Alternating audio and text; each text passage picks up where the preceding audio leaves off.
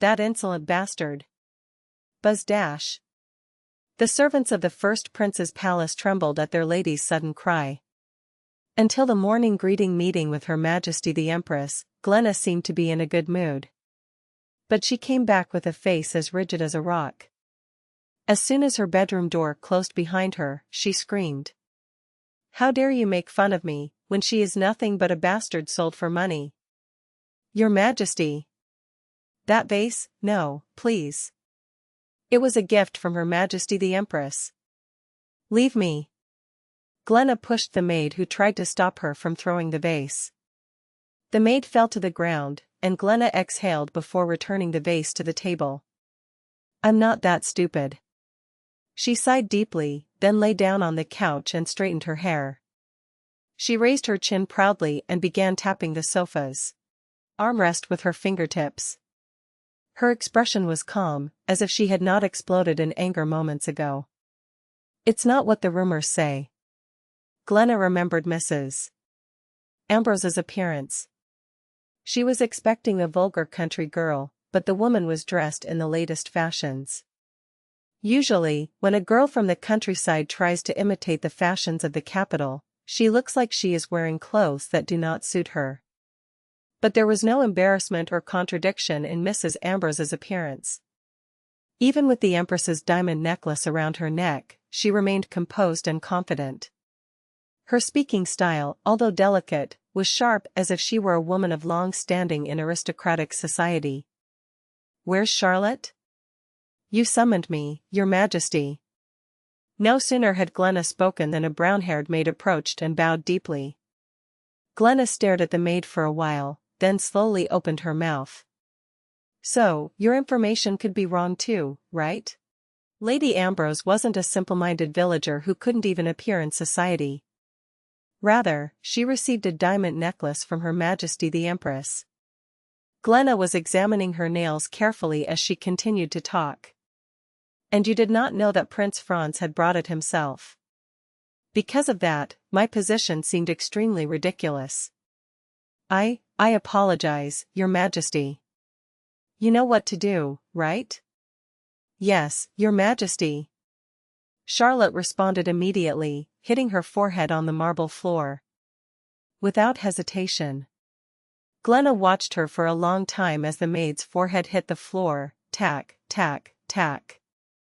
When blood began to pool on her forehead, Glenna clicked her tongue. "Don't pollute the earth." I am sorry, Your Majesty. I will forgive you because I know your loyalty." "Thank you. I will never make this mistake again." Charlotte was shaking her head violently, blood running down her face. Glenna narrowed her eyes as she watched the maid contentedly. She saw fear and submission in her eyes, and that satisfied her. "Watch Mrs. Ambrose closely. I want reports on everything, what she does, who she meets, where she goes, everything." "But Lady Ambrose resides in the second prince's palace. It is difficult to plant a maid there. As you know, the second prince's knights are the ones who personally guard the palace. Are you testing my patience?" Glenna raised an eyebrow. A cold flash appeared in her frozen blue eyes, and Charlotte quickly bent down and said in a panicked voice, "And no. I'll find a way to do it." Glenna waved her hand at her half-heartedly. Charlotte jumped up and quickly left when she was given permission to leave. Glenna watched the door close, her eyebrows frowning. Charlotte had done nothing wrong. No, something must have happened before she left Ambrose's lands. For Glenna, the second prince was a major obstacle on her way to becoming crown princess. That's why I felt so relieved when the daughter of an obscure baron was chosen to be his wife. The more gullible a girl is, the easier it is to destroy her socially. According to gossip, Mrs. Ambrose was subservient to her stepmother and never properly entered high society.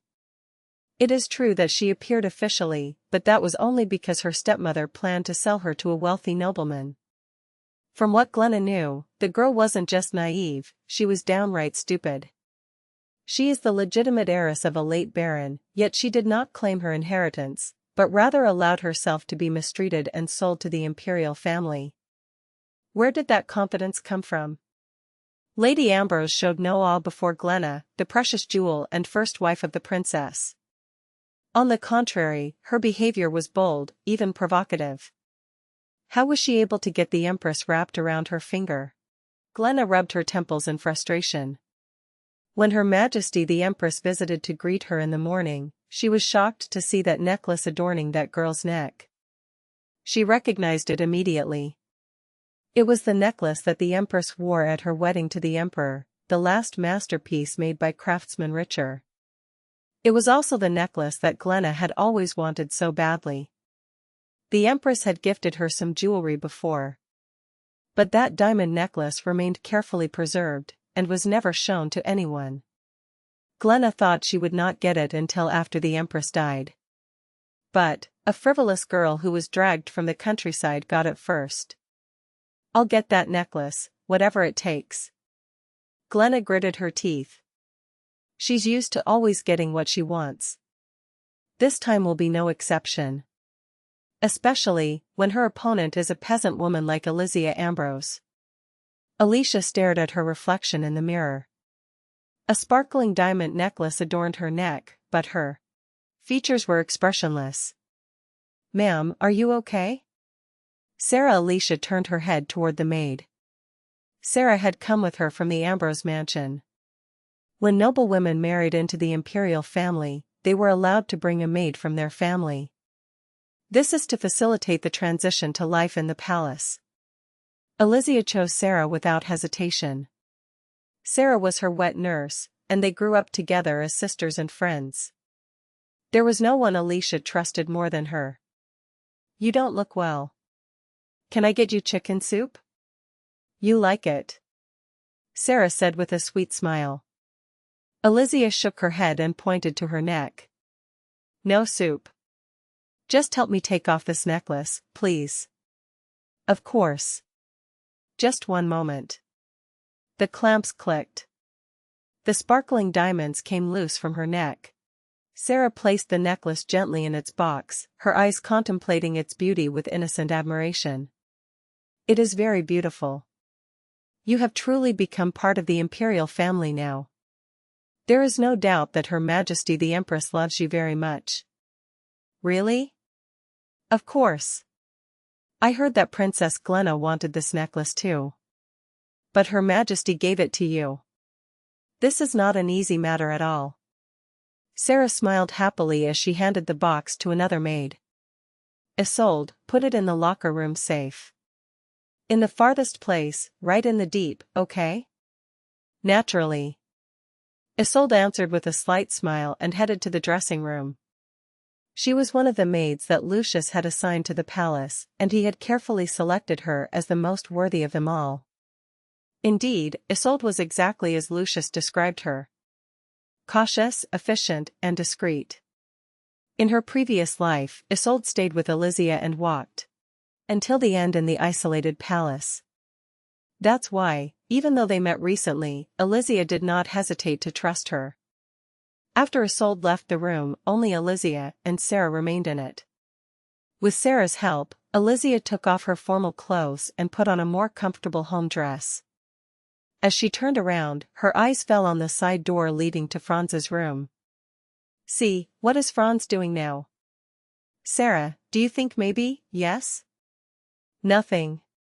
Just tie the tape loosely around my waist. I feel tired." "Of course. Don't worry." Sarah skillfully adjusted the ribbon around Elysia's waist, her hands graceful from years of practice. Elysia sat on the edge of the bed, sighing, and slowly combing her hair, lost in thought. "He was the one who brought me here himself, but he hasn't come to see me since then." They hadn't really talked since they arrived at the second prince's palace. Franz said he had work, and left immediately. That was 2 days ago. Of course, she wasn't expecting a romantic relationship. Their engagement was originally a political arrangement. But his complete distance from her was unsettling. He didn't even ask me if I was okay. Alicia pursed her lips. Her chest was weighing her down, but she had gotten used to this heaviness for a long time. She was always alone, even in her home. No one cares about it unless he has an interest in it. She turned to Sarah, who was folding her discarded dress and putting it in the clothes box. Sarah. Yes, ma'am? If anyone comes from the Empress's palace again, don't open the door without asking me first. Sarah blinked in surprise. Did something happen? No. I don't want to be surprised again. Understood. I'll be careful. Alizia nodded lightly and leaned back slightly on the pillows. She wanted to rest, but her thoughts were clouding her mind. When her eyes drifted to the closed door leading to Franz's room, she muttered in a low voice, Franz. Then, there was a knock on the door. Knock dash. Knock dash. Alicia turned and walked in amazement. Who is knocking? It's me, Gerard. Her brother's voice came from behind the door. Alizia quickly got up. Come in. The door opened slowly, and Gerard Ambrose appeared. He was wearing formal clothes, as if he had just returned from the palace council. His face looked calm, but the tension around his eyes was evident. I have just returned from a meeting with His Majesty the Emperor, he said in a composed voice. What happened? He pulled his lips into a straight line. As I expected, His Majesty fully supports Prince Franz. The nobles are all silently watching how things will develop. Alicia's gaze hardened. What about the Empress? She doesn't seem satisfied. Especially after today's visit. Glenna must have made a noise back in her suite. Yes, I did. Gerard looked at his sister carefully. Are you okay? Alizia smiled faintly. I'm fine. You've changed. She raised her head to look at him. What? You've become different. Stronger. More balanced. The old Alicia wouldn't have stood face to face with a woman like Glenna. Alicia laughed a soft, dry laugh. Maybe I'm just tired of losing.